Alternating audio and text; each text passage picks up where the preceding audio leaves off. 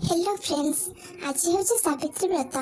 आम घर सावित्री मैंने घर सफा कले नुआ शाढ़ी पिंधि अलता लगे सजबाज हो बाहर मंदिर। अटे आसी घर सामने ठिया मुझे समस्त डाकवाई समस्ते आसी मंदिर गलु। मंदिर पहुँचला बेलू बहुत गहली थिला।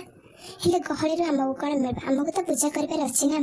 हर पार्वती पाखे निज निज सत्यवान मान पूजा सारी माँ भट्टारिका दर्शन गलु।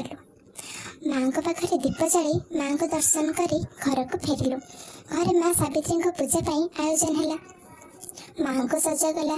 साहिर सावित्री मैंने आसीगले भोग थाई धरी करने सावित्री ओषा। माँ को पाखे धूप दीप समर्पण करागला। माँ को बही पढ़ागला। पूजा